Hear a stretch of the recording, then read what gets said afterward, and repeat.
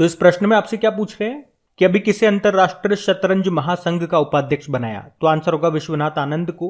तो भारतीय शतरंज ग्रैंड मास्टर, या यूं कहूं कि हमारे पहले ग्रैंड मास्टर हैं विश्वनाथ आनंद, जिनको अभी अंतरराष्ट्रीय शतरंज महासंघ का उपाध्यक्ष चुना गया है। और अर्कडी डोरकोविच इनको फिडे के अध्यक्ष के तौर पर दूसरे कार्यकाल के लिए चुना गया है। अच्छा, विश्वनाथ आनंद की ऑटोबायोग्राफी का नाम क्या है? माइंड मास्टर है।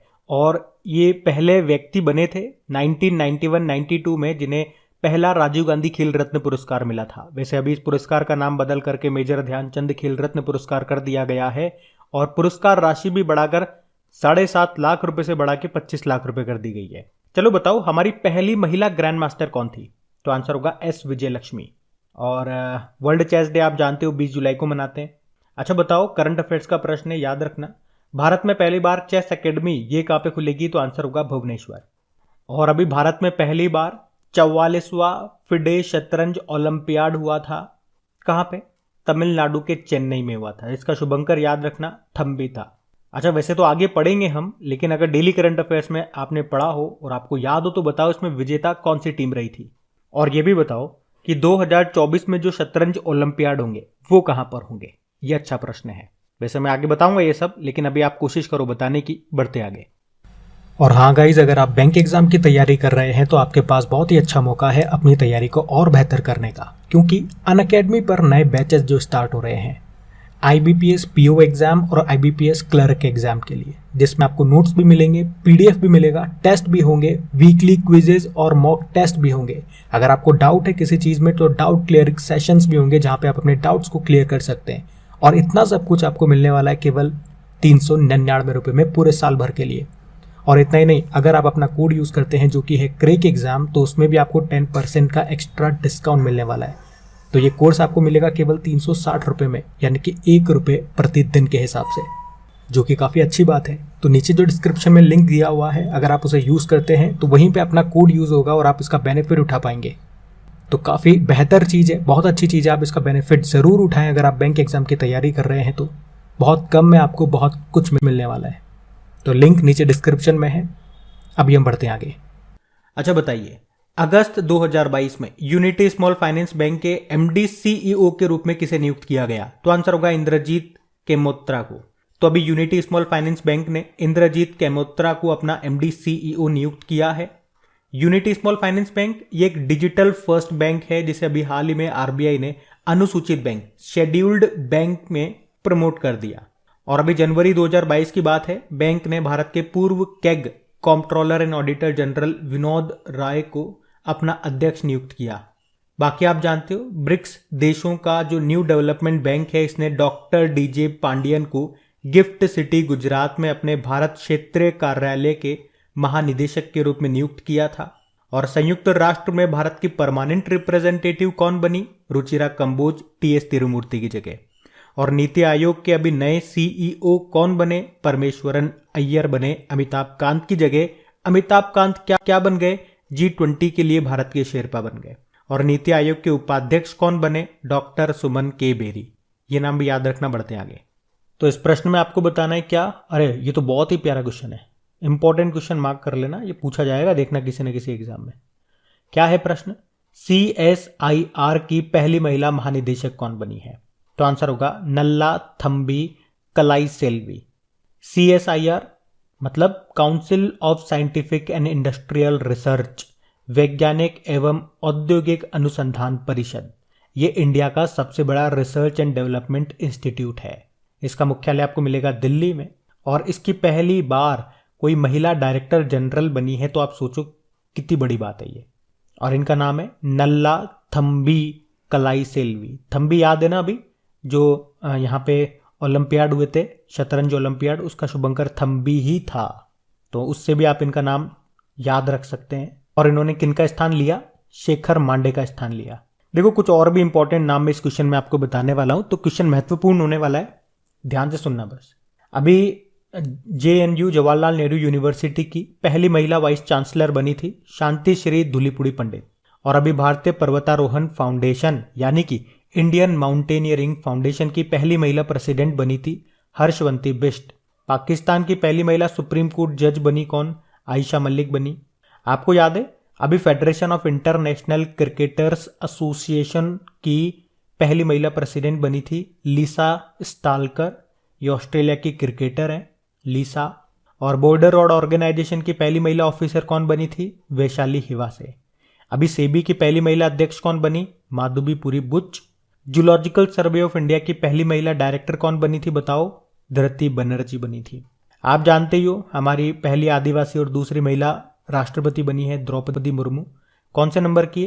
15वें नंबर की। और अभी 14वें नंबर के वाइस प्रेसिडेंट बने हैं जगदीप धनखड़। और 49th नंबर के नए चीफ जस्टिस ऑफ इंडिया बने थे यू ललित, यू हन्नी सिंह। वैसे याद रख लो यू ललित यू ललित, लेकिन ये 3 महीने के लिए बने, वरना नाम तो बहुत प्यारा है पर क्या कर सकते हैं। और आप मुझे बताओ अभी इंटरनेशनल मॉनेटरी फंड की पूर्व मुख्य अर्थशास्त्रियों की दीवार पर प्रदर्शित होने वाली पहली महिला कौन बनी? गीता गोपीनाथ, जो कि इंटरनेशनल मॉनेटरी फंड की पहली डेप्यूटी मैनेजिंग डायरेक्टर हैं। अभी गुरुग्राम की पहली महिला पुलिस कमिश्नर बनी थी कला रामचंद्रन।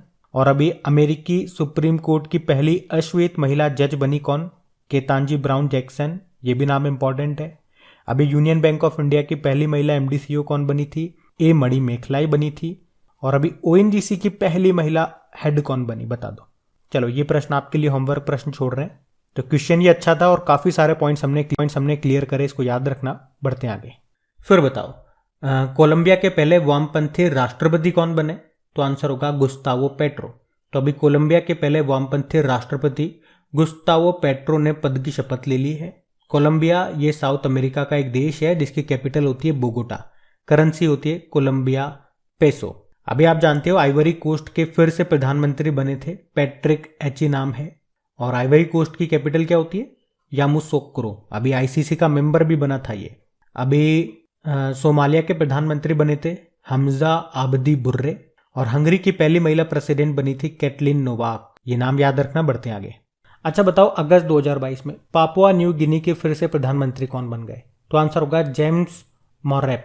तो पापुआ न्यू गिनी, इसकी संसद ने देश में चुनाव के बाद प्रधानमंत्री जेम्स मॉरेप को फिर से प्रधानमंत्री पद के लिए नामित किया।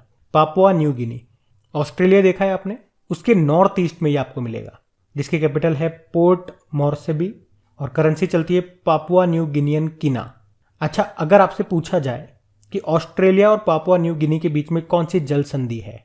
तो आंसर होगा टोरस जल संधि। ये जल संधि कोरल सागर के पानी को आराफुरा सागर से जोड़ती है, ये भी याद रखना। अच्छा अभी कुछ समय पहले पापुआ न्यू गिनी के पहले प्रधानमंत्री का निधन हुआ था, उनका नाम क्या है? माइकल सोमारे। और बताओ अभी फ्रांस की प्रधानमंत्री कौन बनी? Elisabeth Borne. इजराइल के प्रधानमंत्री बने थे यायर लैपिड। और ऑस्ट्रेलिया के प्रधानमंत्री बने एंथनी अल्बनीज। याद रखना। बढ़ते आगे। चलो बताओ अगस्त 2022 में नीतीश कुमार ने कौन सी बार बिहार के मुख्यमंत्री के रूप में शपथ ली? तो आंसर होगा 8वीं बार। तो अभी 10 अगस्त 2022 को नीतीश कुमार ने 8वीं बार बिहार के मुख्यमंत्री के रूप में शपथ ली है। अभी कुछ दिन पहले ही इन्होंने एनडीए से अपना गठबंधन तोड़ दिया था और मुख्यमंत्री के पद से इस्तीफा दे दिया। उसके बाद इन्होंने आरजेडी के साथ गठबंधन करके नई सरकार बनाई और इसमें तेजस्वी यादव ने उप मुख्यमंत्री डेप्यूटी चीफ मिनिस्टर के रूप में शपथ ली। बिहार की कैपिटल क्या है? पटना है। और यहाँ के गवर्नर कौन है? फागू चौहान। बढ़ते आगे। तो इस प्रश्न में आपसे पूछ रहे हैं डाबर इंडिया के नए चेयरमैन कौन बन गए? तो आंसर होगा मोहित बर्मन। अभी तक डाबर इंडिया के जो चेयरमैन थे अमित बर्मन, उन्होंने अपने पद से इस्तीफा दे दिया। तो अब उनकी जगह पर वर्तमान गैर कार्यकारी जो उपाध्यक्ष हैं मोहित बर्मन, उनको नया चेयरमैन बनाया गया है। डाबर इंडिया का हेडक्वार्टर गाजियाबाद में है। आपको डाबर इंडिया से कुछ याद आना चाहिए। अभी कुछ समय पहले हमने पढ़ा था कि डाबर इंडिया पूरी तरह से प्लास्टिक वेस्ट न्यूट्रल बनने वाली पहली एफएमसीजी कंपनी बनी थी। बाकी Nallathamby Kalaiselvi CSIR council of scientific and industrial research की पहली महिला डायरेक्टर जनरल बनी। और रंजीत रथ ऑयल इंडिया के ये CMD बने। ये भी नाम याद रखना। बढ़ते आगे। चलो बताओ अगस्त 2022 में अमेरिका में हेरिटेज वॉल ऑफ फेम में शामिल होने वाले पहले भारतीय मनोवैज्ञानिक कौन बने? तो आंसर होगा रामाधर सिंह।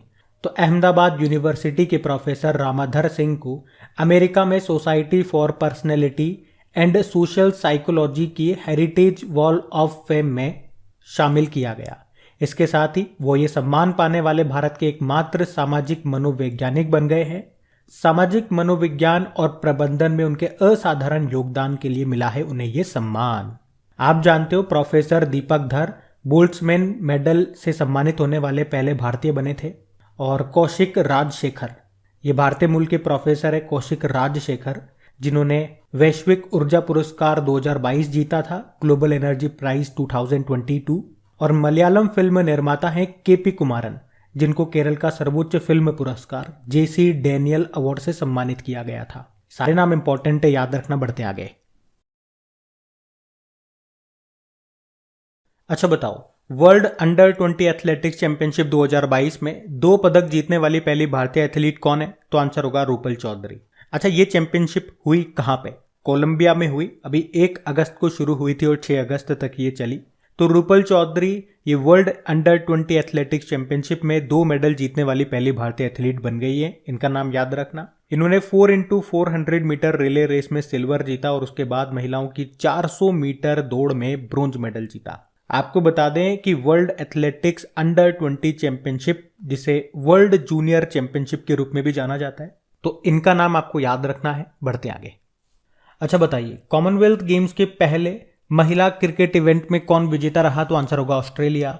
आपको याद है कॉमनवेल्थ गेम्स 2022 में पहली बार महिला क्रिकेट को शामिल किया गया था और इसे किसने जीता इस बार? ऑस्ट्रेलिया ने जीत लिया है, मतलब गोल्ड जीता ऑस्ट्रेलिया ने। किसको हरा करके? या भारत कौन से स्थान पर रहा? तो भारत दूसरे स्थान पर रहा, हमने सिल्वर जीता। प्रश्न ऐसे भी पूछ सकते हैं कि भैया भारत ने किसको हराया या ब्रोंज किसने जीता? तो भारत ने हराया न्यूजीलैंड को। तो फर्स्ट पे ऑस्ट्रेलिया, सेकंड पे भारत, तीसरे पे न्यूजीलैंड। और इसमें भारतीय महिला क्रिकेट टीम की कप्तान कौन थी? हरमनप्रीत कौर थी। ये भी याद रखना, क्योंकि पहली बार महिला क्रिकेट को शामिल किया और भारतीय महिला क्रिकेट टीम की पहली कप्तान बनी है हरमनप्रीत कौर। और देखो, अगर आप में से कोई इस वीडियो को फर्स्ट टाइम देख रहा है, यानी कि आपके क्रैक एग्जाम चैनल पे आप पहली बार जुड़े हो, तो शायद आपको नहीं पता हो तो बता दूं, कॉमनवेल्थ गेम्स का एक कंप्लीट वीडियो बना करके डाल दिया है। वो वीडियो आप देख लोगे ना, कॉमनवेल्थ गेम्स से जितने भी प्रश्न बन सकते हैं वो सारे आपके कवर हो जाएंगे। बेनिफिट आपको क्या मिलेगा? उसकी प्रैक्टिस करने के लिए क्विज भी बना करके अपलोड कर दी गई है आपके क्रैक एग्जाम एप्लीकेशन पे, ताकि प्रैक्टिस भी आपकी चलती रहे, तो ये क्वेश्चन आपको याद हो जाए। और अगर सेशन अच्छा लगे तो प्लीज लाइक जरूर कर देना और अपने दोस्तों के साथ में भी शेयर करना। अभी बढ़ते हैं आगे। अच्छा बताओ, अभी किसने south Asian football federation under 20 championship 2022 का खिताब जीता? तो आंसर होगा भारत ने। तो भारत ने under 20 south Asian football federation यानी कि साफ चैंपियनशिप 2022 का खिताब जीत लिया है। भारत ने किसको हराया? बांग्लादेश को हराया। यह हुआ कहां पे था? उड़ीसा के कलिंगा स्टेडियम में। और भारत ने लगातार दूसरी बार ये चैंपियनशिप जीती है। अच्छा, अगर बात करें इसमें भारतीय टीम के कप्तान कौन थे, तो आंसर होगा शिवजीत सिंह लोमा पोकपम। और गोलकीपर थे Som Kumar. South Asian football federation, इसका हेडक्वार्टर मिलेगा ढाका बांग्लादेश में। और इस चैंपियनशिप की बात करें तो ये हर 2 साल में होती है। पहली बार ये 1993 में हुई थी। सबसे ज्यादा टाइटल भारत ने जीते हैं, टोटल 8 बार। आखिरी जो इसका एडिशन हुआ था वो मालदीव में हुआ था, भारत और नेपाल के बीच में, उसको भी भारत ने जीता। देखो, फुटबॉल से एक संतोष ट्रॉफी का नाम याद रखना। अभी 75वीं संतोष ट्रॉफी को जीता है केरल ने पश्चिम बंगाल को हरा करके। और फीफा वर्ल्ड कप 2022 आप जानते हो होंगे कतर दोहा में, इस साल के अंत में होंगे, जिसका ऑफिशियल स्पॉन्सर बायजूस है। मैस्कॉट यानी कि शुभंकर है लाइव। और अगले यानी कि 2026 वाले फीफा वर्ल्ड कप होंगे कहां पे? 3 देशों में होंगे, अमेरिका, मैक्सिको और कनाडा में। उसी तरह से याद रखना, अंडर 17 महिला फीफा वर्ल्ड कप ये 2022 में भारत में होंगे, जिसका शुभंकर यानी कि मैस्कॉट है ईभा। कुछ कप एंड ट्रॉफीज हैं, वो आप ध्यान रखना, उनका संबंध फुटबॉल से है। जैसे कि कई बार पूछ लिया जाता है, क्योंकि डूरंड कप बताओ इसका संबंध किस खेल से है, ऐसे प्रश्न आते हैं। कलिंगा कप हो गया, रोवर्स कप हो गया, सर आशुतोष मुखर्जी ट्रॉफी हो गया, सुब्रोतो कप हो गया, बीसी रॉय ट्रॉफी हो गया। तो इनका सबका संबंध है फुटबॉल से, याद रखना। बढ़ते आगे। चलो बताओ, भारत के 75वें शतरंज ग्रैंड मास्टर कौन बन गए? तो आंसर होगा वी प्रणव बन गए। ये चेन्नई के हैं वी प्रणव, जो अभी भारत के 75वें नंबर के ग्रैंड मास्टर बन गए। बाकी आप जानते ही हो, शतरंज दिवस हम चेस डे 20 जुलाई को मनाते हैं। पहले हमारे पुरुषों में ग्रैंड मास्टर विश्वनाथ आनंद हैं। और अभी हमने पढ़ा भी, अंतर्राष्ट्रीय शतरंज महासंघ का इनको उपाध्यक्ष बनाया गया। माइंड मास्टर इनकी ऑटोबायोग्राफी है। पहला राजीव गांधी खेल रत्न पुरस्कार इन्हीं को मिला था 1991-92 में। जिसका नाम अभी मेजर ध्यानचंद जी के नाम पे कर दिया गया। पुरस्कार राशि को 7.5 लाख रुपए से बढ़ा के 25 लाख रुपए कर दिया गया। पूछोगे हमारी पहली महिला ग्रैंड मास्टर का नाम क्या है? एस विजयलक्ष्मी है। देखो पीछे मैंने आपको बताया था और उससे पीछे भी बताया होगा, ऐसी बात नहीं है, और मैं कहूँगा कि आगे भी बताऊँगा। कारण यही है कि जब मैं बार बार बोलूँगा तो अगर आप ये वीडियो के सारे पार्ट देखते हो तो आप ये बार बार सुनोगे अगर किसी एक ही एक चीज़ को, तो वो चीज़ आपके कानों में घुस जाएगी, आपके दिमाग में बैठ जाएगी। अगर आप बोल नहीं रहे हो ना, वैसे तो बोलोगे तो वेल एंड गुड है, उससे बेहतर तो कोई होगा ही नहीं चीज़, लेकिन बोल नहीं रहे हो, सुन रहे हो, तो उससे भी आपका काम बन जाएगा। एग्जाम में माइंड में क्लिक कर जाएगी चीज़ और आप आंसर लगाया होगे। इतना ही चाहिए हमें, तो ध्यान रखना। ये बढ़ते आगे। चलो बताओ, अभी सेरेना विलियम्स ने टेनिस से संन्यास की घोषणा कर दी। ये किस देश की प्लेयर है? अमेरिका। तो 23 बार की grand slam champion Serena Williams, इन्होंने यूएस ओपन 2022 के बाद टेनिस से संन्यास लेने का ऐलान किया है। वे अपने करियर में 73 तो सिंगल्स और 23 डबल्स का खिताब जीत चुकी हैं और 23 बार की ग्रैंड स्लैम चैंपियन है ये। और टेनिस से 2 नाम और याद रखो, एक तो भारतीय टेनिस प्लेयर है सानिया मिर्जा, इन्होंने भी कहा है कि 2022 के एंड में ये संन्यास ले लेंगी, रिटायर्ड हो जाएंगी। और इस साल के स्टार्टिंग में ऑस्ट्रेलिया की टेनिस प्लेयर एशले बार्टी, वो संन्यास ले चुकी हैं। अब आप लोग कमेंट बॉक्स में क्या करो, मेरे एक प्रश्न का उत्तर दो कि Australian open, French open, Wimbledon open और यूएस ओपन ये किस कोर्ट पे खेले जाते हैं? पहला प्रश्न।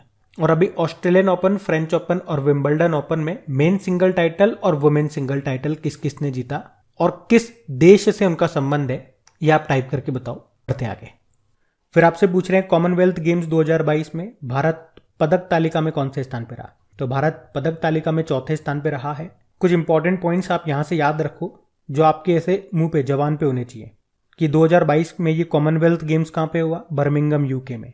इसमें भारत की बात करेंगे, पदक तालिका में 4थे स्थान पे रहा।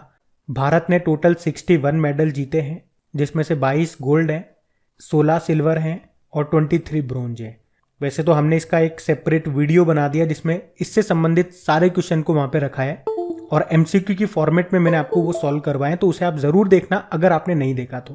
कैसे ट्रिक से याद किया था कि 2022 का कॉमनवेल्थ गेम्स ये कौन सा संस्करण है? 22वां संस्करण है। भारत ने कितने गोल्ड जीते? 22 ही गोल्ड जीते हैं। और अगर आपने वो सेपरेट वीडियो देख लिया कॉमनवेल्थ गेम्स का, तो एक प्रश्न मैं आपसे ज़रूर पूछूंगा, इस बार कौन से खेल को इसमें शामिल नहीं किया और कौन कौन से नए खेलों को इसमें शामिल किया? ये बताओ आप, पता लग जाएगा आपने वो वीडियो देखा नहीं देखा। बाकी टॉप पे ऑस्ट्रेलिया है 67 गोल्ड के साथ, टोटल 178 मेडल है। सेकंड पे इंग्लैंड और थर्ड पे कनाडा और चौथे पे भारत हो ही गया। तो बाकी तो यहाँ डिटेल में बताने की ज़रूरत नहीं है, वीडियो एक बार विजिट ज़रूर करना।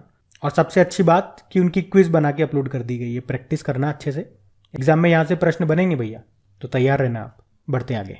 चलो बताओ, अभी किसे जुलाई महीने के लिए ICC men's player of the month चुना गया? तो आंसर होगा प्रभात जयसूर्या को। अब ये कहाँ के? ये श्रीलंका के नए स्पिनर है प्रभात जयसूर्या, जिन्हें जुलाई महीने के लिए ICC men's player of the month चुना गया।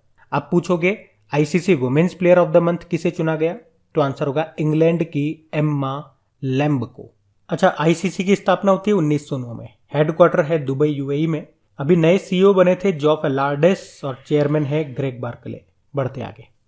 चलो बताओ, अभी अगस्त 2022 में कॉमनवेल्थ तलवारबाजी चैंपियनशिप 2022 में किसने गोल्ड जीता? तो आंसर होगा भवानी देवी। तो भारत की भवानी देवी ने अभी राष्ट्रमंडल तलवारबाजी चैंपियनशिप 2022 में सीनियर महिला कृपाण व्यक्तिगत वर्ग में गोल्ड मेडल जीता। उन्होंने ऑस्ट्रेलिया की वेरोनिका को हराया। अभी आपको याद है पहली खेलो इंडिया फेंसिंग वुमेन्स लीग कहाँ पे हुई थी? ये नई दिल्ली में हुई थी, नई दिल्ली के ताल कटोरा स्टेडियम में। तो ये ध्यान रखना। बढ़ते आगे। अच्छा बताओ, अगस्त 2022 में 44वें शतरंज ओलंपियाड में पुरुष वर्ग में किस देश की टीम ने गोल्ड जीता? तो आंसर होगा उज्बेकिस्तान। आपको बताया 44वें फिडे शतरंज ओलंपियाड जो कि पहली बार भारत में हुए थे, कहाँ पे? तमिलनाडु के चेन्नई में, जिसका शुभंकर मैस्कॉट है थम्बी। और थम्बी से एक अपॉइंटमेंट याद रखना आप, नल्ला थम्बी पहली महिला डायरेक्टर जनरल बनी है। आप में से कई स्टूडेंट पूछते हैं ना कि चीजों को लिंक करके आपस में कैसे याद रखें, तो ये एक तरीका है। अब यहां पे पढ़ा हमने थम्बी, लेकिन इस थम्बी से मैंने उस नल्ला थम्बी को याद कर लिया जो कि एक अपॉइंटमेंट वाले सेक्शन का प्रश्न है। तो इस तरह चीजों को आप इंटरलिंक करो और इस तरह से आप चीजों को पढ़ोगे ना, तो आप क्या पाओगे कि बहुत कम समय में बहुत ज्यादा आप पढ़ चुके हो और ऐसा पढ़े हो जो आपको याद भी है, जो आपके एग्जाम में आपकी हेल्प भी करेगा। तो यहाँ पे याद रखना, पुरुष वर्ग में उज्बेकिस्तान की टीम ने गोल्ड मेडल जीता है और भारत की बी टीम ने ओपन वर्ग में ब्रोंज जीता, जबकि भारत ए की महिला टीम ये तीसरे स्थान पर रही, मतलब इसने भी ब्रोंज जीता। सबसे इंपॉर्टेंट पॉइंट ये हो जाएगा कि अगला वाला 2024 वाला शतरंज ओलंपियाड कहाँ पे होगा, ये आप याद रखना, हंगरी के बुडापेस्ट में होगा। इस बार का हुआ था भारत में, जिसको जीता उज्बेकिस्तान ने। अगली बार का होगा हंगरी के बुडापेस्ट में। बढ़ते हैं आगे। चलो फिर बताओ, अभी हाल ही में 2021-22 सीजन के लिए ऑल इंडिया फुटबॉल फेडरेशन पुरुष फुटबॉलर ऑफ द ईयर किसे चुना गया? तो आंसर होगा सुनील छेत्री को। किस सीजन के लिए? 2021-22 सीजन के लिए सुनील छेत्री को ऑल इंडिया फुटबॉल फेडरेशन पुरुष फुटबॉलर ऑफ द ईयर चुना गया, जबकि महिलाओं में मनीषा कल्याण को चुना गया। पुरुषों में तो सुनील छेत्री को, महिलाओं में वुमेन्स कैटेगरी में मनीषा कल्याण को। और वैसे भी सुनील छेत्री को तो ये जो पुरस्कार है ये 7वीं बार मिल रहा है। अच्छा, हमारे एक और फुटबॉल प्लेयर का नाम आपको याद होना चाहिए, जिनके नाम पे नामची सिक्किम में एक फुटबॉल स्टेडियम बन रहा है, तो उनका नाम है बाइचिंग भूटिया। बाकी आप जानते हो फीफा वर्ल्ड कप 2022 ये होंगे कतर दोहा में, जिसका ऑफिशियल स्पॉन्सर है बाईजूस, मैस्कॉट है लाइब। और अगले वाले फीफा वर्ल्ड कप 2026 वाले वो 3 देशों में होंगे, अमेरिका, मैक्सिको और कनाडा में। अभी 75वीं संतोष ट्रॉफी 2022 को जीता है केरल ने पश्चिम बंगाल को हरा करके। और अभी 2022 का south Asian football federation under 20 championship, जो कि कलिंगा स्टेडियम उड़ीसा में हुआ था, उसको भारत ने जीता है बांग्लादेश को हरा करके। और याद रखना 2022 में FIFA under 17 women's world cup ये भारत में होगा, जिसका शुभंकर है ईभा। याद रखना ये सब। पढ़ते आगे। चलो बताओ, कॉमनवेल्थ गेम्स 2022 में किस देश की एम्मा मैक्योन ने अकेले 56 देशों से ज्यादा मेडल जीते? तो आंसर होगा ऑस्ट्रेलिया। तो ऑस्ट्रेलिया की 28 वर्षीय तैराक है ये एम्मा मैक्कॉन, जिन्होंने कॉमनवेल्थ गेम्स 2022 में एक अनूठा रिकॉर्ड बनाया। उन्होंने कॉमनवेल्थ गेम्स 2022 में 56 देशों से ज्यादा मेडल जीते हैं। एक्चुअली में तैराकी में अलग अलग स्पर्धाओं में 1 ब्रोंज, 1 सिल्वर और 6 गोल्ड, यानी कि टोटल 8 मेडल जीते। अभी कॉमनवेल्थ गेम्स 2022 हुआ था, टोटल 72 देशों ने इसमें पार्टिसिपेट किया, जिसमें से 56 देशों से ज्यादा मेडल इन्होंने जीत लिए अकेले ने।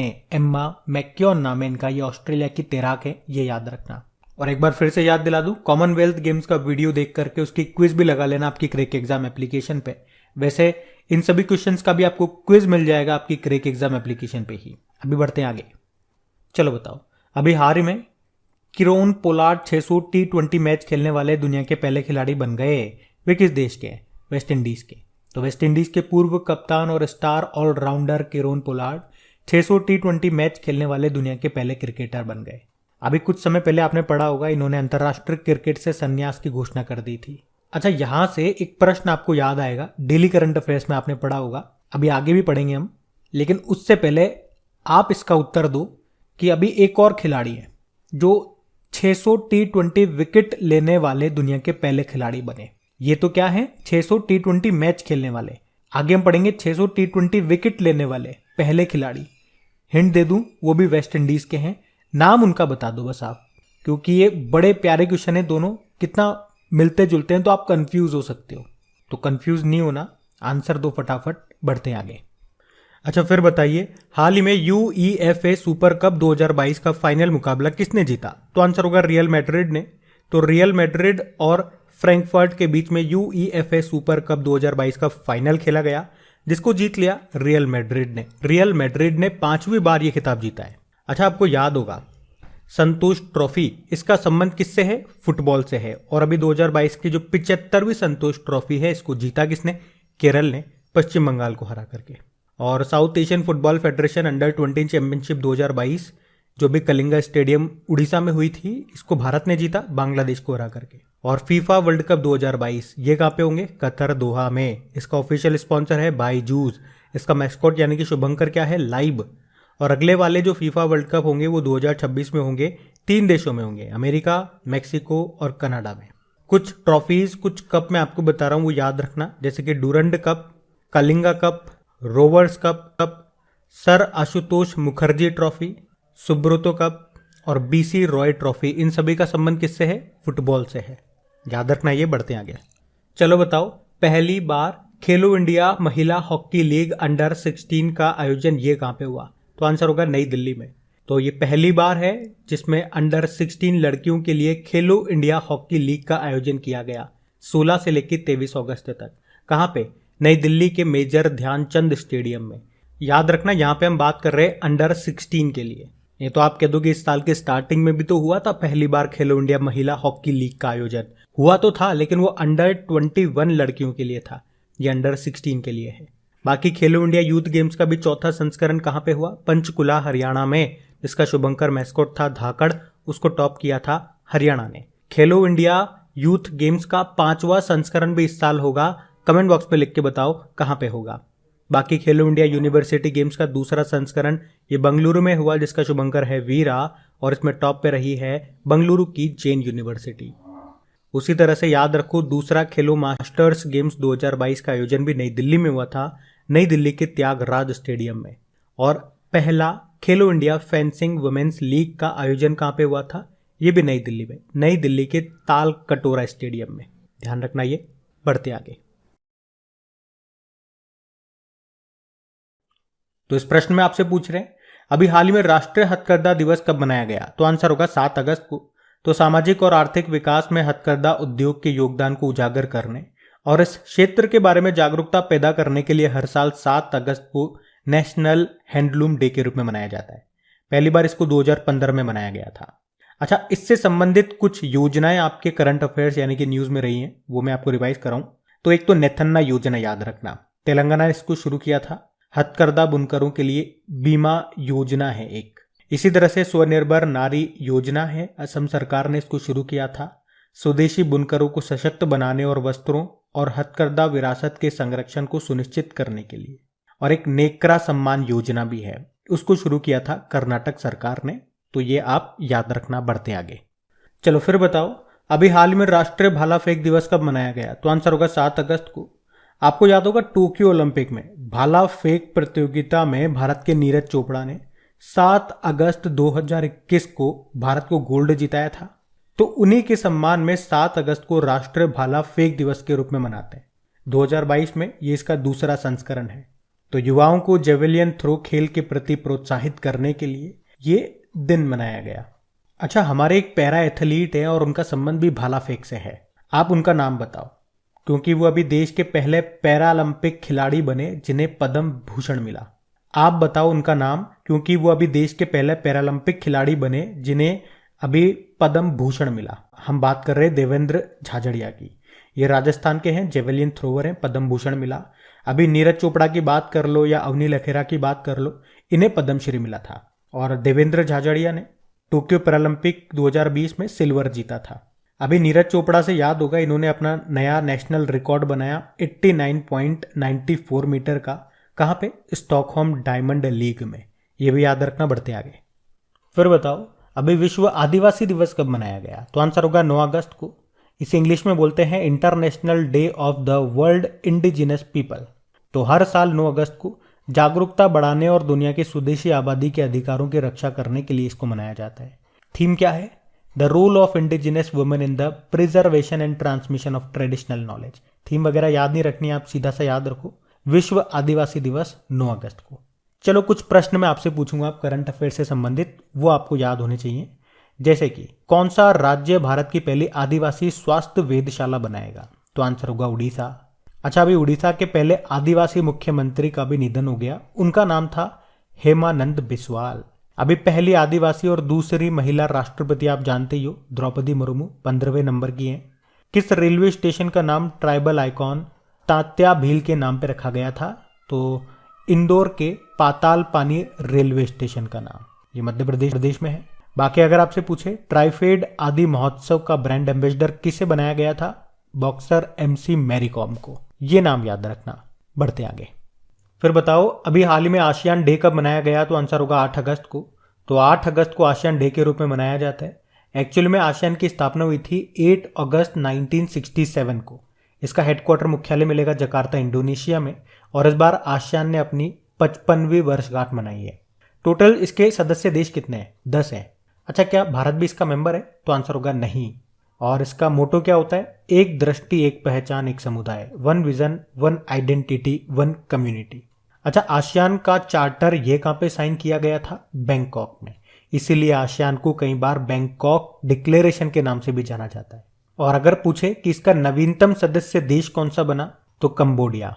और 2022 में इसकी अध्यक्षता कंबोडिया के पास ही है। देखो, पहले आप इसके देखो 10 मेंबर कंट्रीज कौन से हैं, तो इन्हें हम जमाएंगे अल्फाबेटिकल ऑर्डर में, जैसे कि Brunei, Cambodia, Indonesia, Laos, Malaysia, Myanmar, Philippines, Singapore, Thailand और वियतनाम। अल्फाबेटिकली ऑर्डर में जमाने का फायदा क्या है? इसकी अध्यक्षता आप आराम से बता पाओगे। जैसे कि 2022 में हमने कहा कंबोडिया के पास है, तो इससे पिछले साल ब्रुनेई के पास थी, अगले साल इंडोनेशिया के पास होगी।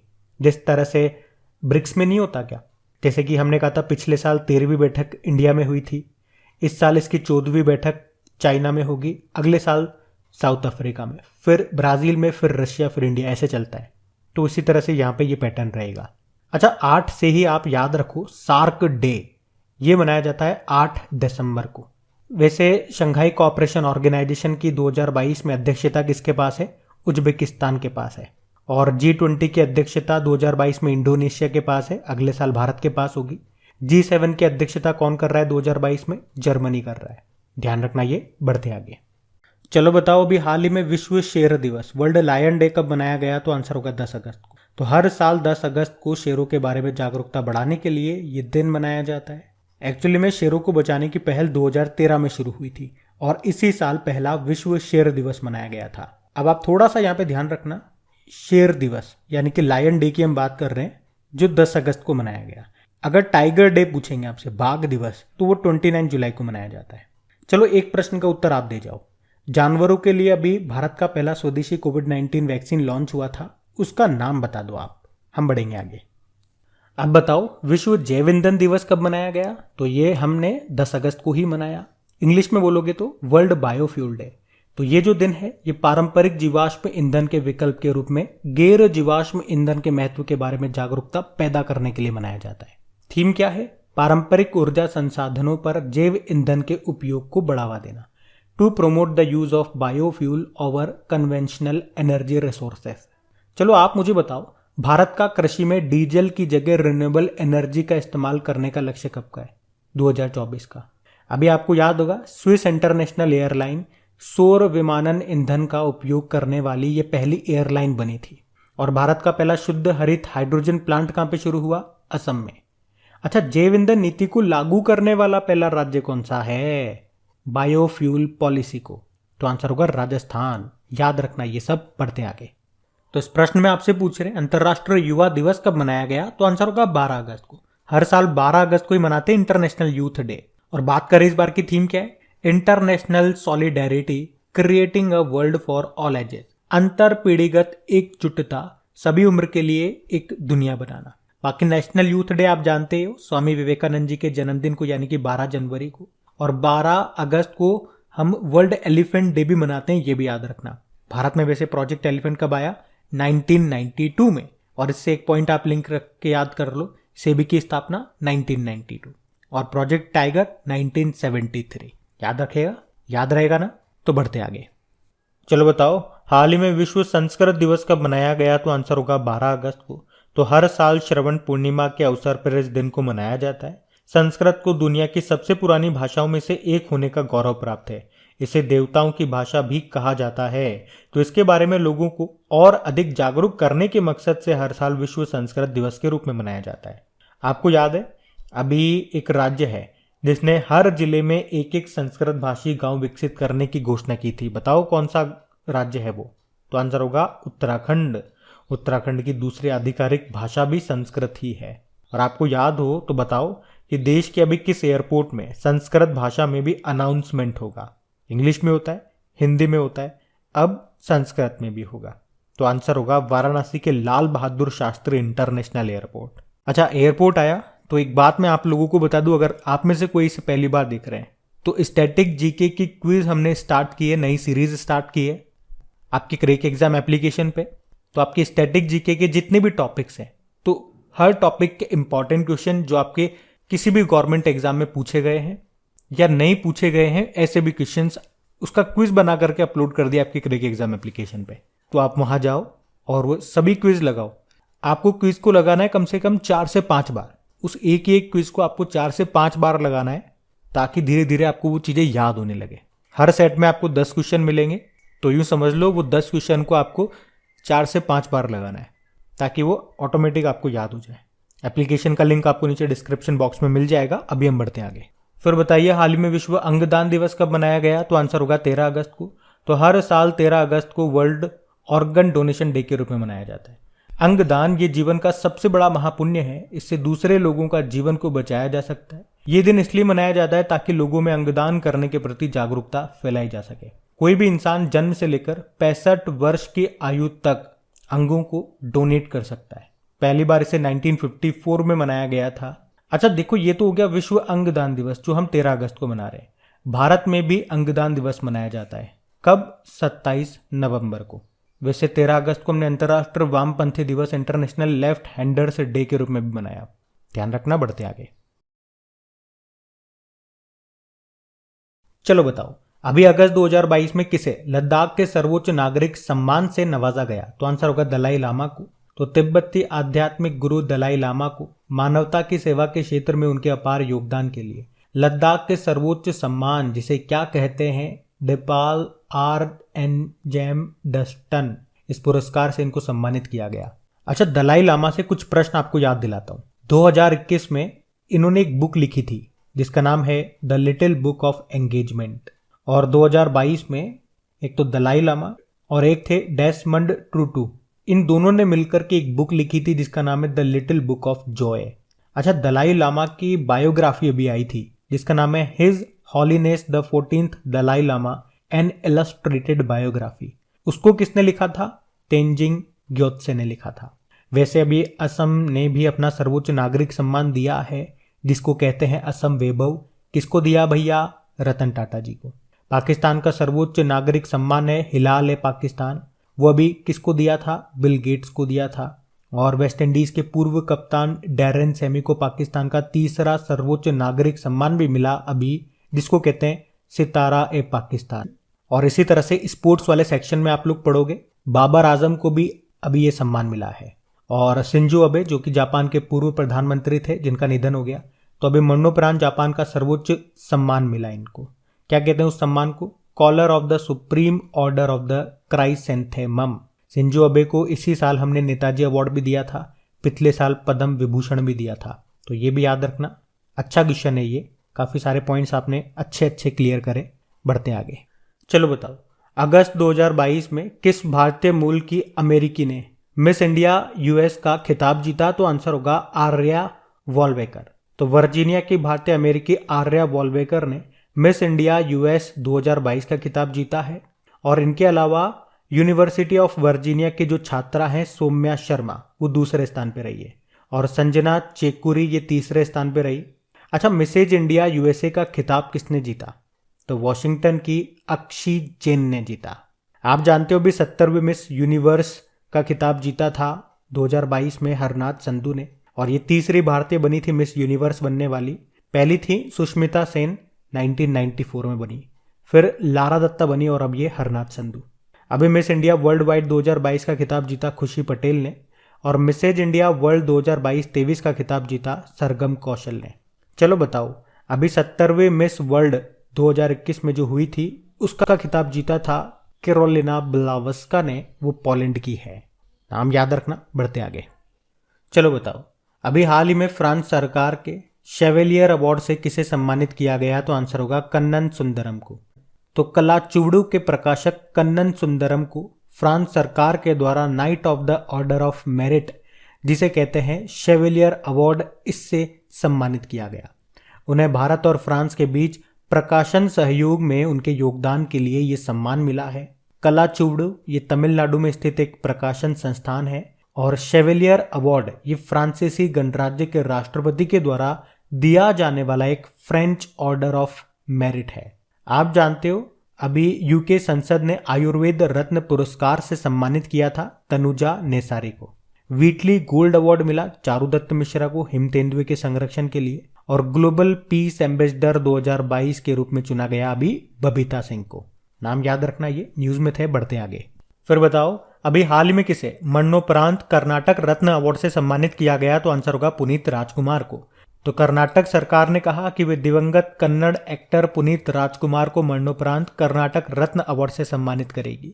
आपको याद होगा पिछले साल दिल का दौरा पड़ने से उनका निधन हो गया था, और अब पुनीत राजकुमार ये कर्नाटक रत्न अवार्ड से सम्मानित होने वाले 10वें व्यक्ति बनेंगे।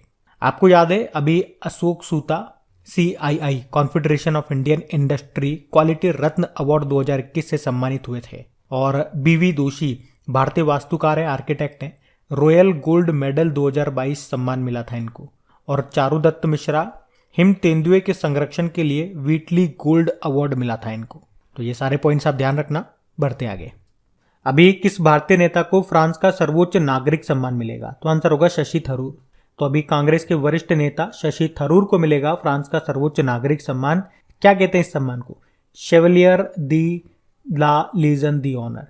एक्चुअली में फ्रांस की सरकार शशि थरूर के लेखन और उनके भाषणों के चलते उन्हें इस सम्मान से सम्मानित करेगी। आपको याद होगा लता मंगेशकर जी के बारे में, उनका निधन हो गया अभी, लेकिन 2007 में फ्रांस का सर्वोच्च नागरिक सम्मान उनको मिल चुका है, जिसे कहते हैं लीजन ऑफ ऑनर। बाकी आप जानते हो अभी किसे पेरू सरकार ने सर्वोच्च राजनयिक सम्मान से सम्मानित किया था? तो आंसर होगा अर्देशर बी के दुबाश को। और जापान के जो पूर्व प्रधानमंत्री शिंजो अबे, जिनका भी निधन हो गया, जापान का भी सर्वोच्च सम्मान मिला उनको, जिसको क्या कहते हैं? The collar of the supreme order of the chrysanthemum. अभी वैसे जापान के order of the rising sun से सम्मानित किया था किसे? सनमार्ग ग्रुप के वाइस चीफ नारायणन कुमार को। और दलाई लामा, अभी लद्दाख का सर्वोच्च नागरिक सम्मान मिला इनको, जिसको कहते हैं डिपाल RNGM डस्टन। अच्छा, शशि थरूर बुक लिखते हैं, काफ़ी सारी बुक लिखी है इन्होंने। अगर आपसे पूछें अभी करंट अफेयर्स में सबसे लेटेस्ट बुक इनकी कौन सी आई थी, तो दिसंबर में आई थी ये बुक, जिसका नाम है प्राइड, प्रेजुडिस एंड पुंडित्री। ये याद रखना। बढ़ते आगे। फिर बताओ अगस्त 2022 में प्रतिष्ठित Lisbon triennale millennium lifetime achievement पुरस्कार जीतने वाले पहले दक्षिण एशियाई वास्तुकार कौन बने? तो आंसर होगा मरीना तबस्सुम। ये प्रसिद्ध बांग्लादेशी वास्तुकार हैं मरीना तबस्सुम, जो प्रतिष्ठित Lisbon triennale millennium lifetime achievement पुरस्कार जीतने वाली पहली दक्षिण एशियाई वास्तुकार बन गई हैं। वे अपने वास्तुशिल्प डिजाइनों के लिए जानी जाती हैं, और वास्तुकार से एक भारतीय वास्तुकार का नाम आपको याद आएगा, BV दोषी का नाम। अभी रॉयल गोल्ड मेडल 2022 से इनको सम्मानित किया गया था। और वास्तुकला यानी कि आर्किटेक्चर का सबसे प्रतिष्ठित पुरस्कार किसे कहा जाता है? प्रित्जकर पुरस्कार को। और ये प्रित्जकर पुरस्कार 2022 का किसने जीता? फ्रांसिस कैरे ने। और इनका नाम इसलिए भी इंपॉर्टेंट है क्योंकि ये पुरस्कार पाने वाले ये पहले अफ्रीकी हैं। और टेम्पल्टन पुरस्कार 2022 अगर पूछा जाए तो फ्रैंक विल्जैक आंसर कर देना। ये इंपॉर्टेंट है क्वेश्चन, याद रखना। बढ़ते आगे। तो इस प्रश्न में आपसे पूछ रहे हैं कि प्रयोगशाला यानी कि लेबोरेटरी में हीरो को विकसित करने वाले निर्माताओं को निधि देने के लिए नीति तैयार करने वाला पहला भारतीय बैंक कौन सा बन गया? तो आंसर होगा स्टेट बैंक ऑफ इंडिया। इसका मतलब ये हो गया, एक तो जो हीरे होते हैं, जो डायमंड होते हैं, एक तो हमें नेचुरल रूप से धरती के अंदर से मिलते हैं, खदानों से मिलते हैं, और दूसरे लेबोरेटरीज में हम आर्टिफिशियली डेवलप करते हैं। तो ऐसे ज्वेलरी, ऐसे व्यक्ति जो इन लेबोरेटरीज में वो आर्टिफिशियल डायमंड को बनाते हैं, तो उन व्यक्तियों को लैब में कुछ मशीनें वगैरह भी चाहिए होंगी, तो उसके लिए SBI इन्वेस्ट करेगा, उनको लोन देगा। और इस तरह की फील्ड में इन्वेस्ट करने वाला ये पहला भारतीय बैंक होगा state bank of India. State bank of India, इसके अध्यक्ष कौन है? दिनेश कुमार खारा, मुंबई में इसका हेडक्वार्टर है। इसके पूर्व अध्यक्ष थे रजनीश कुमार, जिनकी अभी बुक आई थी द कस्टोडियन ऑफ ट्रस्ट। बाकी union bank of India account aggregator ecosystem पर लाइव होने वाला ये पहला पब्लिक सेक्टर बैंक बना था। अभी इसकी पहली महिला MD CEO कौन बनी थी? ए मणिमेखलाई। कोटक महिंद्रा बैंक की बात करेंगे तो IT पोर्टल के साथ एकीकृत इंटीग्रेट होने वाला पहला बैंक बना था ये। और ICICI बैंक ने कैंपस पावर नाम से एक डिजिटल प्लेटफॉर्म भी लॉन्च किया था। ये सब बातें याद रखना। बढ़ते आगे। अच्छा बताइए, अगस्त 2022 में किस म्यूचुअल फंड कंपनी ने भारत का पहला मैन्युफैक्चरिंग इंडेक्स फंड लॉन्च किया? तो आंसर होगा नवी म्यूचुअल फंड। तो नवी म्यूचुअल फंड ने 2022 के लिए अपना छठा fund Navi Nifty India manufacturing index fund launch किया है। ये भारत का पहला ओपन एंडेड इंडेक्स फंड है जो निफ्टी इंडिया मैन्युफैक्चरिंग इंडेक्स को दोहराने की कोशिश करेगा, जो भारत में टॉप 300 कंपनियों में निर्माताओं के प्रदर्शन को ट्रैक करता है। इसका उद्देश्य भारतीय विनिर्माण क्षेत्र में निवेश को आसान बनाना है। आपको याद है कुछ समय पहले यस म्यूचुअल फंड का नाम बदल के White Oak Capital mutual fund कर दिया था। HDFC म्यूचुअल फंड ने लॉन्च किया था #लक्ष्मी फॉर लक्ष्मी पहल को, और LIC म्यूचुअल फंड इसके नए MD CEO बने थे TS रामकृष्णन। आपको याद हो तो SEBI security and exchange board of India ने अपनी म्यूचुअल फंड सलाहकार समिति का पुनर्गठन किया था, जिसकी अब अध्यक्षता करेंगी RBI की पूर्व डेप्यूटी गवर्नर उषा थोराट। तो ये बातें याद रखना, बढ़ते आगे। अच्छा बताइए, भारत की पहली पानी के नीचे मेट्रो का उद्घाटन अभी किस शहर में किया जाएगा? तो आंसर होगा कोलकाता में। तो अभी कोलकाता मेट्रो रेल कॉरपोरेशन ने कहा है कि कोलकाता के अंदर एक अंडर वाटर मेट्रो लाइन बिछाई जाएगी। ये लाइन सॉल्ट लेक को हावड़ा से जोड़ेगी, जो हुगली नदी के नीचे बनेगी, और पानी के अंदर ये 500 मीटर आधा किलोमीटर की दूरी तय करेगी। कब तक बनकर तैयार होगी? 2023 तक। अच्छा, पश्चिम बंगाल से याद आएगा, अभी पश्चिम बंगाल में 7 नए जिले बनेंगे। पहले 23 हैं, अभी 7, तो टोटल हो जाएंगे फिर 30। और यहाँ के अभी तक जो गवर्नर थे कौन? जगदीप धनखड़। वो तो हमारे नए वाइस प्रेसिडेंट बन गए। कौन से नंबर के? 14 नंबर के। अब आप बताओ कमेंट बॉक्स में टाइप करके कि अब यहाँ के गवर्नर का पद किसने संभाल लिया। और याद रखना, पश्चिम बंगाल में ही खोला गया है भारत का पहला टायर पार्क, और पश्चिम बंगाल की दुर्गा पूजा को यूनेस्को की अमूर्त धरोहर विरासत सूची में शामिल किया गया था, इंटेंजिबल साइट्स। और कौन से नंबर की बनी थी दुर्गा पूजा? 14 नंबर की साइट बनी थी। तो ये सारे पॉइंट्स आप ध्यान रखना, बढ़ते आगे। चलो बताओ, अक्टूबर 2022 में 12वां डिफेंस एक्सपो का आयोजन ये कहां पे होगा? तो आंसर होगा गांधीनगर में। तो 18 से लेके 22 अक्टूबर 2022 तक होगा ये डिफेंस एक्सपो। ये इसका 12वां संस्करण है। कहां पे होगा? गुजरात के गांधीनगर में। इसकी थीम भी है पाथ टू प्राइड। वैसे आपकी जानकारी के लिए बता दूं, डिफेंस एक्सपो 2014 तक ये नई दिल्ली में आयोजित किया जाता था। फिर उसके बाद से ये अलग अलग जगह होने लगा, जैसे कि 2016 को ये गोवा में हुआ, 2018 को ये चेन्नई में हुआ। हर 2-2 साल के अंतराल में होता है। 2020 में लखनऊ में हुआ, और अब 2022 में गांधीनगर गुजरात। चलो अब कुछ प्रश्न आपसे पूछते हैं। बताओ, भारत से ब्रह्मोस मिसाइल कौन खरीदेगा? तो आंसर होगा फिलीपींस। अभी प्रधानमंत्री जी ने भारत का पहला अंतरराष्ट्रीय बुलियन एक्सचेंज ये कहां पे लॉन्च किया? गुजरात में। अभी देश का पहला पोर्टेबल सोलर रूफटॉप सिस्टम, इसका अनावरण कहां पे किया गया? गांधीनगर में। भारत की पहली स्टील सड़क कहां बनी? सूरत में। और बुलेट ट्रेन का पहला स्टेशन भी यहीं पे बन रहा है। गुजरात, याद रखना, सेमीकंडक्टर नीति शुरू करने वाला पहला राज्य बना। और गुजरात में ही पैदा हुआ था भारत की पहली टेस्ट ट्यूब बन्नी भैंस का बछड़ा। और भारत का पहला समुद्री संग्रहालय ये गुजरात के लोथल में बनेगा। भारत का पहला लिथियम आयन बैटरी यूनिट ये भी गुजरात में स्थापित होगा। कौन करेगा? Suzuki Motors. और न्यू डेवलपमेंट बैंक गुजरात की गिफ्ट सिटी में कार्यालय खोलने वाली पहली बहुपक्षीय एजेंसी बनी है, जिसके डायरेक्टर जनरल बनाए गए डॉक्टर DJ पांडियन को। वर्ल्ड बैंक ये जामनगर में एक वैश्विक पारंपरिक चिकित्सा केंद्र स्थापित करेगा। ये भी याद रखना, बढ़ते आगे। चलो फिर बताओ, अभी अगस्त 2022 में भारत और किस देश के बीच में पहला द्विपक्षीय अभ्यास उदार शक्ति का आयोजन होगा? तो आंसर होगा मलेशिया। एक्सरसाइज का नाम है उदार शक्ति। ये एक एयर एक्सरसाइज है, पहली बार हो रहा है भारत और मलेशिया के बीच में, इसलिए प्रश्न इंपॉर्टेंट है। और कहां पे? मलेशिया में। और इसमें भारतीय वायुसेना के सुखोई 30 MKI और C-17 विमान ने हिस्सा लिया। आपको याद होगा, अभी भारत ने ऑस्ट्रेलिया के द्वारा आयोजित पिच ब्लैक नाम के एक्सरसाइज में भी पार्टिसिपेट किया था। चलो कुछ इंपॉर्टेंट एक्सरसाइज का एक बार फिर से रिवीजन करते हैं। इस बार मैं पूछूंगा, आप लोग बताना। भारत और अमेरिका के बीच में वज्र प्रहार नाम का एक्सरसाइज हुआ था। कहां पे? हिमाचल प्रदेश के बकलोह में। और हिमाचल प्रदेश के बकलोह से आपको याद आएगा, भारत और किर्गिस्तान के बीच में खंजर नाम का एक्सरसाइज भी हुआ था। अच्छा, भारत और अमेरिका के बीच में युद्ध अभ्यास नाम का एक्सरसाइज भी हुआ। कहां पे? उत्तराखंड के औली में। और डिफेंस एक्सपो का 12वां संस्करण ये कहां पे? ये गांधीनगर गुजरात में होगा। अभी ओमान के साथ भी हमने एक्सरसाइज किया था, अल नजाह नाम का एक्सरसाइज। कहां पे? राजस्थान में।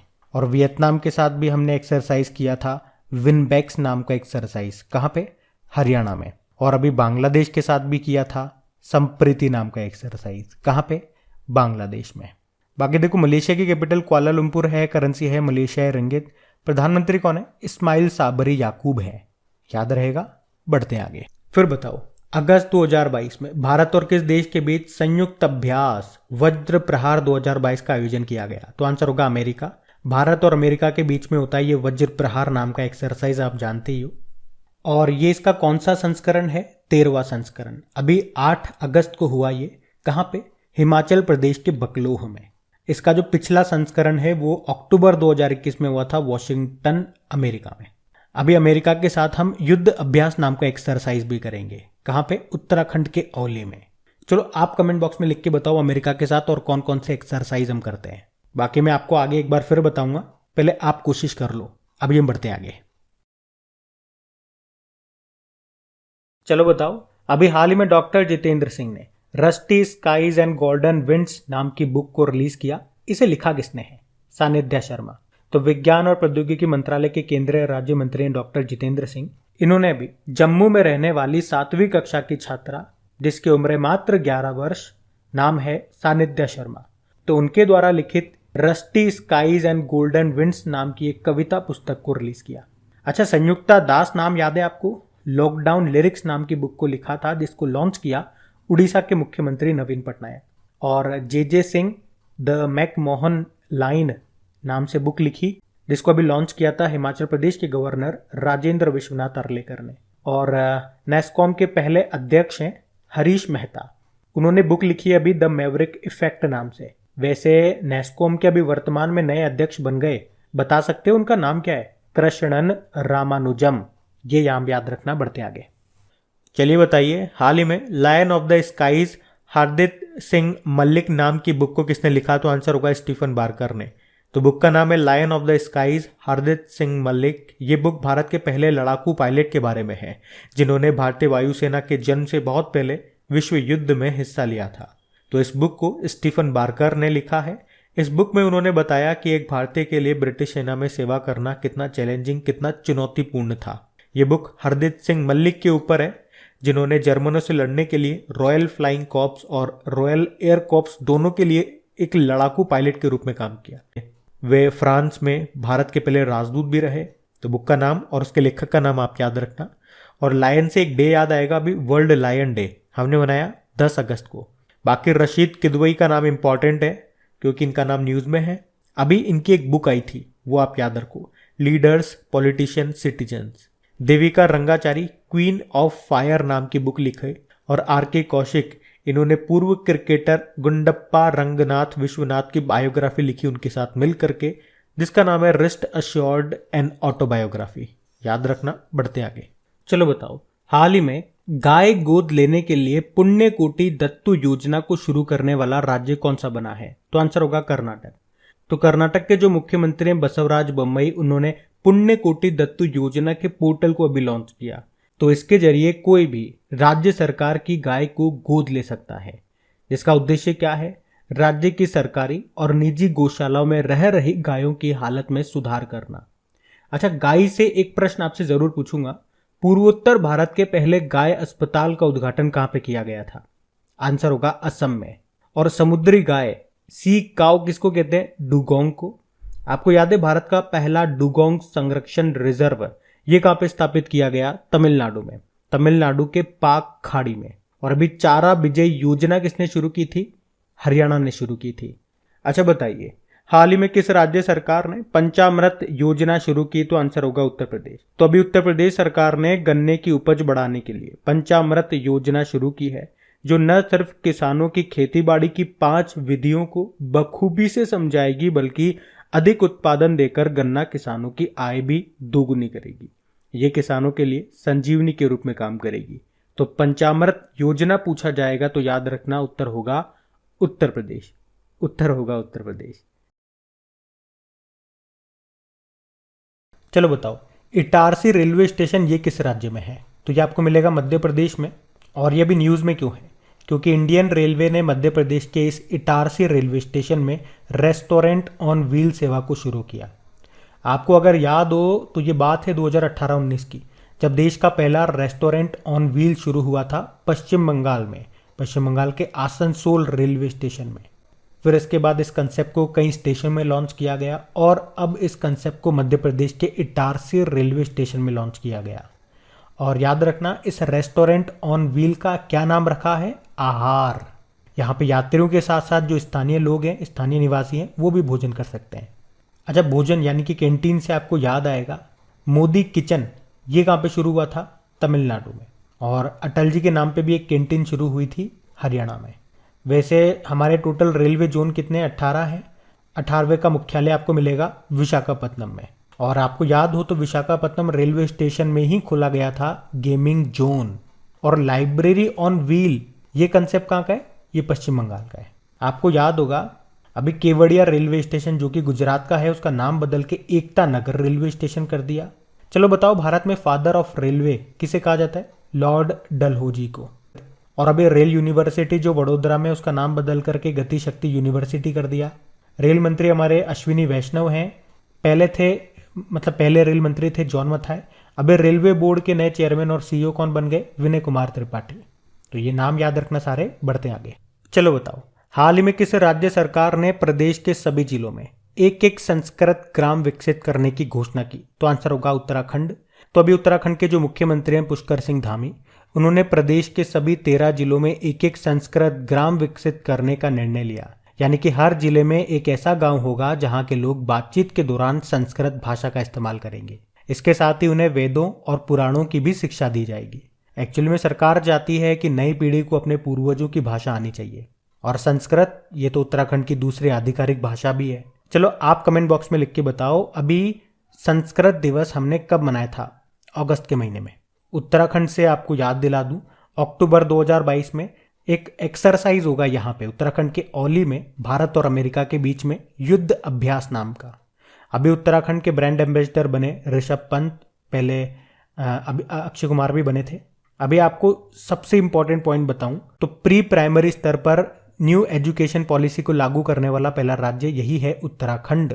अभी देश का पहला लिक्विड मिरर टेलीस्कोप कहां पे स्थापित किया गया? तो आंसर होगा उत्तराखंड में ही। अभी उत्तराखंड के मुख्यमंत्री कौन है? पुष्कर सिंह धामी। अभी इन्होंने एक बुक लॉन्च की है, बियॉन्ड द मिस्टी वेल। इसको लिखा है आराधना चौहरी ने। तो ये सारे पॉइंट्स आप याद रखना। बढ़ते आगे। चलो बताओ, अभी किस राज्य के मुख्यमंत्री ने उच्च शिक्षा में 100% न्यू एजुकेशन पॉलिसी लागू करने की घोषणा की? तो आंसर होगा गोवा। तो अभी गोवा के जो मुख्यमंत्री है प्रमोद सावंत, उन्होंने घोषणा की है कि राज्य सरकार न्यू एजुकेशन पॉलिसी की तर्ज पर उच्च शिक्षा संस्थानों में पाठ्यक्रम का 100% लागू करेगी। तो कॉलेज से लेकर विश्वविद्यालय स्तर तक न्यू एजुकेशन पॉलिसी का कार्यान्वयन शुरू हो चुका है। कहां पे? गोवा में। आप जानते हो ना, न्यू एजुकेशन पॉलिसी, इसको लागू करने वाला पहला राज्य कौन सा बना था? कर्नाटक। दूसरा राज्य पूछेंगे तो मध्य प्रदेश। लेकिन अगर आपसे पूछा जाए कि प्री प्राइमरी लेवल पर न्यू एजुकेशन पॉलिसी को लागू करने वाला पहला राज्य, तो फिर आपका आंसर होगा उत्तराखंड। ये आप जरूर याद रखना। बढ़ते आगे। फिर बताइए, अभी हाल ही में किस बैंक ने एन टैक्स प्लेटफॉर्म पर पेमेंट गेटवे सूचीबद्ध करने वाला पहला बैंक बना? तो आंसर होगा फेडरल बैंक। तो केरल स्थित फेडरल बैंक ये आयकर विभाग के टिन 2.0 मंच पर अपने पेमेंट गेटवे मंच को सूचीबद्ध करने वाला पहला बैंक बन गया है। पेमेंट गेटवे एक एप्लीकेशन है जिसके माध्यम से ऑनलाइन पेमेंट प्रोसेस आसान हो जाती है। और टिन 2.0 मंच इस साल 1 जुलाई से शुरू हुआ था। ये पेमेंट गेटवे के जरिए करदाताओं को एक और भुगतान विकल्प प्रदान करता है जिससे वे credit card, debit card, UPI, RTGS या एनईएफटी और इंटरनेट बैंकिंग के जरिए आसानी से पेमेंट कर सकते हैं। आपको याद होगा भी कोटक महिंद्रा बैंक ये नए टैक्स पोर्टल के साथ एकीकरण इंटीग्रेशन पूरा करने वाला पहला बैंक बना था। बंधन बैंक पटना में अपना पहला करेंसी चेस्ट स्थापित किया इसने। और यूनियन बैंक की बात करेंगे तो अकाउंट एग्रीगेटर फ्रेमवर्क पर लाइव होने वाला ये पहला बैंक बना था। देखो, फेडरल बैंक का हेडक्वार्टर मिलेगा आपको अलुवा केरल में। सीईओ श्याम श्रीनिवासन है और इसका टैगलाइन होता है योर परफेक्ट बैंकिंग पार्टनर। याद रखना। बढ़ते आगे। फिर बताइए, अगस्त 2022 में प्रधानमंत्री नरेंद्र मोदी ने किस राज्य में स्थित दूसरी पीढ़ी यानी कि सेकेंड जनरेशन के इथेनॉल संयंत्र यानी कि प्लांट का उद्घाटन किया? तो आंसर होगा हरियाणा। तो याद रखना, अभी प्रधानमंत्री जी ने हरियाणा के पानीपत में 2G इथेनॉल प्लांट का उद्घाटन किया। इससे किसानों को लाभ होगा और प्रदूषण में भी कमी आएगी। और ये प्लांट देश में जैव ईंधन यानी कि बायोफ्यूल के उत्पादन और उसके उपयोग को बढ़ावा देगा। और इसका निर्माण किसने किया? इंडियन ऑयल कॉरपोरेशन ने, जिसमें लागत आई है 900 करोड़ रुपए। अब इसमें किसानों को फायदा कैसे होगा, प्रदूषण में कमी कैसी आएगी? तो देखो, अभी आपको पता है, किसान जो होते हैं अपनी पराली को जला देते हैं। खेतों में पराली को क्या करते हैं? जला देते हैं। उससे प्रदूषण भी होता है। तो अब ये प्लांट बनने से क्या होगा? ये प्लांट जो है उस पराली को खरीद लेगा, क्योंकि उसे इथेनॉल बनाना है। तो जब किसानों से ये पराली खरीद ली जाएगी तो इससे किसानों को इनकम होगी, क्योंकि ये पैसा देंगे उसके बदले। तो किसानों को पराली की समस्या से तो छुटकारा मिल ही रहा है, साथ में इनकम की इनकम भी हो रही है। आम के आम, गुठलियों के दाम। अब वो जला नहीं रहे किसान, तो जला नहीं रहे तो प्रदूषण में भी कमी आ गई। और उस पराली का उपयोग करके इस प्लांट में इथेनॉल का प्रोडक्शन तो होगा, वो अलग फायदा। और आपको बता दूं, अभी कुछ महीने पहले ही पूर्णिया बिहार में भारत के पहले इथेनॉल प्लांट का उद्घाटन किया गया था। पूर्णिया बिहार में भी हो चुका है। अच्छा, याद रखना, इथेनॉल प्रमोशन नीति बनाने वाला पहला राज्य अगर आपसे पूछेंगे तो आंसर कर देना बिहार। याद रखना ये सारे पॉइंट्स। बढ़ते आगे। फिर बताओ, अभी हाल ही में किस देश के मशहूर अंपायर रूडी कर्टजन का निधन हो गया? तो आंसर होगा दक्षिण अफ्रीका। तो साउथ अफ्रीका के मशहूर अंपायर थे रूडी कर्टजन, जिनका भी कार एक्सीडेंट में निधन हो गया। 73 ईयर के थे ये जो रूडी कर्टजन थे, ये स्लो फिंगर ऑफ डेथ के लिए काफी मशहूर थे। दरअसल किसी बल्लेबाज के आउट होने का फैसला देते समय वे काफी धीरे हाथ उठाते थे और इसी वजह से उन्हें स्लो फिंगर ऑफ डेथ कहा जाता था। पर निधन हो गया अभी इनका। अच्छा, अगर आपसे एग्जाम में पूछा जाए कि पुरुषों के टेस्ट मैच में मैच अधिकारी बनने वाली पहली महिला एम्पायर कौन बनी थी? तो आंसर होगा क्लेयर पोलोसैक। क्या आप मुझे बता सकते हो अभी इंग्लैंड के लिसेस्टर क्रिकेट ग्राउंड का नाम किसके नाम पे रखा गया? सुनील गावस्कर के नाम पे। याद रखना। बढ़ते आगे। चलो बताओ, अभी अगस्त 2022 में किस राज्य ने जीएसटी चोरी को रोकने के लिए लकी बिल एप्लीकेशन को लॉन्च किया? तो आंसर होगा केरल। तो केरल सरकार ने जीएसटी चोरी को रोकने के लिए एक मोबाइल एप्लीकेशन अभी लॉन्च किया, जिसका नाम रखा है लकी बिल ऐप। यहाँ पे लोग अपने जो बिल होती है उसकी मूल कॉपी को अपलोड कर सकते हैं और पुरस्कार जीतने का मौका भी पा सकते हैं। एक्चुअली में राज्य सरकार को उम्मीद है कि इससे कर संग्रह यानी कि टैक्स कलेक्शन बढ़ाने में मदद मिलेगी, क्योंकि लोगों को सामान खरीदने और सेवाओं का लाभ उठाने के लिए बिल मांगने के लिए प्रोत्साहित किया जाएगा। अच्छा, जीएसटी से याद होगा, अभी जीएसटी काउंसिल की 47वें नंबर की बैठक कहाँ पे हुई थी? ये मैं आपको बार बार क्यों बता रहा हूँ प्रश्न, क्योंकि ये पहले आयोजित की जानी थी श्रीनगर में, लेकिन लास्ट टाइम पे ये कैंसिल करके चंडीगढ़ में आयोजित की गई थी। इसलिए क्योंकि अगर किसी को श्रीनगर याद है तो एग्जाम में आ गया तो पहला ऑप्शन वो श्रीनगर ही डालेगा एग्जामिनर, तो चंडीगढ़ याद रखना आप। और निर्मला सीतारमण जी की बात करें तो बताओ, इन्होंने अभी कहाँ पे राष्ट्रीय सीमा शुल्क और जीएसटी संग्रहालय इसका उद्घाटन किया था? तो आंसर होगा गोवा में। और इसका नाम क्या रखा था? धरोहर। ये याद रखना। उसके अलावा आप याद रख सकते हो, जो केरल है ये भारत का पहला सरकारी ओटीटी प्लेटफॉर्म शुरू करेगा। जिस तरह से प्राइम वीडियो, डिज्नी हॉटस्टार वगैरह आते हैं ना, उसी तरह से ये सरकारी ओटीटी प्लेटफॉर्म होगा देश का पहला। और देश की पहली सरकारी कैब सर्विस भी केरल में ही शुरू होगी, जैसे कि ओला हो गया, उबर हो गया। अब इसमें केरल की सरकार भी उतर गई है। और भारत का पहला ग्राफीन नवाचार केंद्र ये केरल में ही स्थापित किया जाएगा। केरल अपनी इंटरनेट सेवा वाला पहला राज्य भी बना है। और केरल हाईकोर्ट भारत का पहला पेपरलेस कोर्ट भी बना है। याद रखना, भारत का पहला सैनिटरी नैपकिन मुक्त गांव ये भी केरल का है, कुंभलांगी गांव। और केरल में ही शुरू हुई भारत की पहली ड्रोन फॉरेंसिक लैब। केरल में खुलेगा पहला लेबर मूवमेंट म्यूजियम।